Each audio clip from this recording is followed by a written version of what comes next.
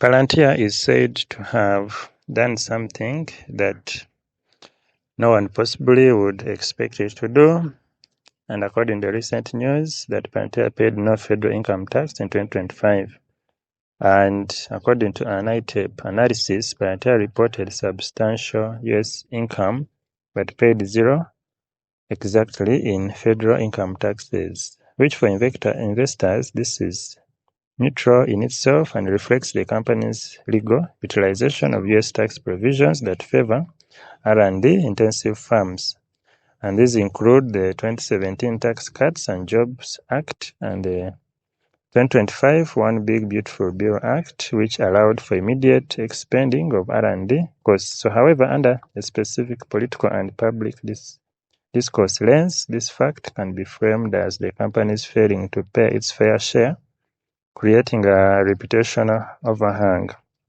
Now, as it patterned with ICE and Pentagon, we see that this could be implying a moral contradiction. A company profiting from taxpayer dollars while not contributing to the federal treasury is something that we need to examine. So, its zero tax bill comes despite the company racking in $1.6 billion and landing a $10 billion military contract last year.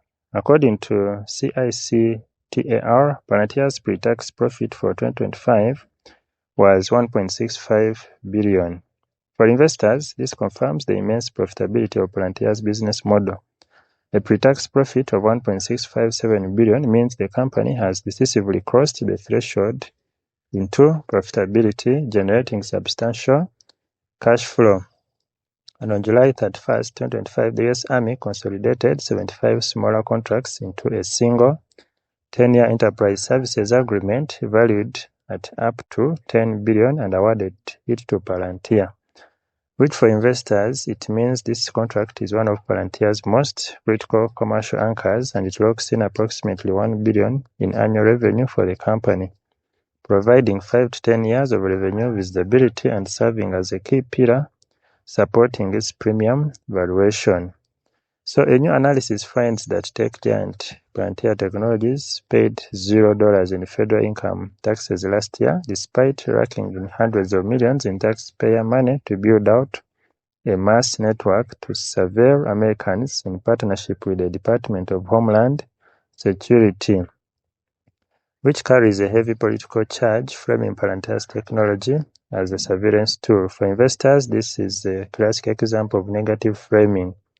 Regardless of the technology's neutral nature, this public perception can make Palantir a focal point for political protests and mass media criticism. Now, in partnership with the Department of Homeland Security, confirms Palantir's deep integration with the U.S. Department of Homeland Security. And for investors, this partnership is a double-edged sword, which represents a significant moat, extremely high switching costs, but also a source of risk, like political shifts could introduce contract uncertainty. And Palantir has also landed multiple massive contracts under the Trump administration that made $1.6 billion in net income last year. Landing massive multiple contracts is something that links Palantir's commercial success to a specific political administration. For investors, this political association narrative, if widely accepted by the market, could introduce regime change risk. If the administration changes, the market may worry that Palantir's contracts could be reviewed or cancelled. However, $1.6 billion in net income retaliates Palantir's staggering profitability, which for investors, $1.6 billion in net income is a solid financial foundation, confirming the company has entered a phase of sustained high profitability. And we see that it grew so much last year that it joined the list of the 20 most valuable US companies, with its stock more than doubling in value in the first half of 2025 alone, which for investors is a milestone event. Joining the top 20 most valuable US companies means Palantir is now widely recognized as a major tech player, attracting a broader pool of investors, including institutional capital that may have previously been restricted by liquidity or size requirements. Now there's also more than doubling in value in the first half of 2025, which for investors, which is a rally of this magnitude, can create significant profit-taking pressure.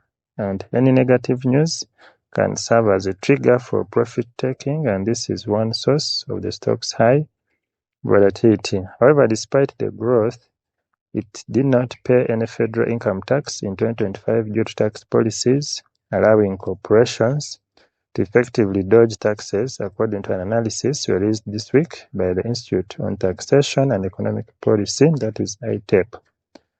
So, this explicitly states that Palantir's zero tax bill is legal and stemming from specific tax policies. For investors, legal and moral are different dimensions.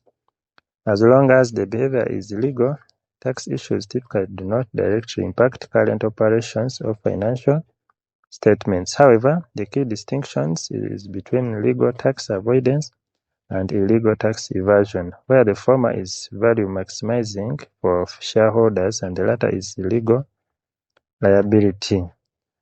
And looking at the One Big Beautiful Bill, which is a major tax bill passed in 2025, for investors, the specific provisions in this act, particularly the allowance for immediate expending of R&D costs rather than amortization over time, are key to understanding Palantir's zero tax bill. So, as an R&D intensive company, Palantir benefited from over $400 million in tax reductions for this provision.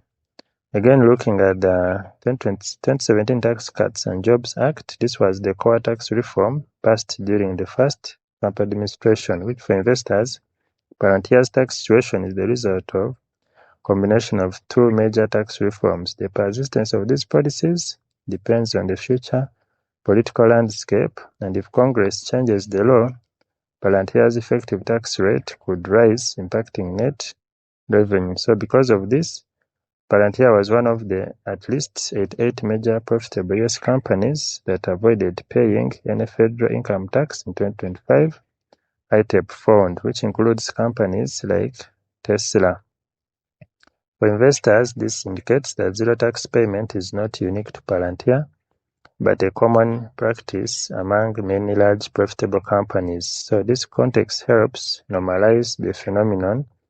If the market does not overreact to zero tax situations at companies like Tesla and Amazon, similar concerns about Palantir may also prove limited.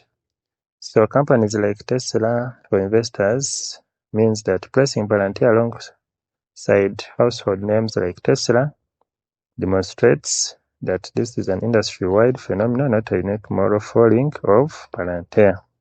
What do you think about the tax issues hitting Palantir? Please like, share, and subscribe, and let me know if you need more news. And for more stock news, please subscribe. Also, remember to put God first in whatever you do. Thank you, and see you in the next video.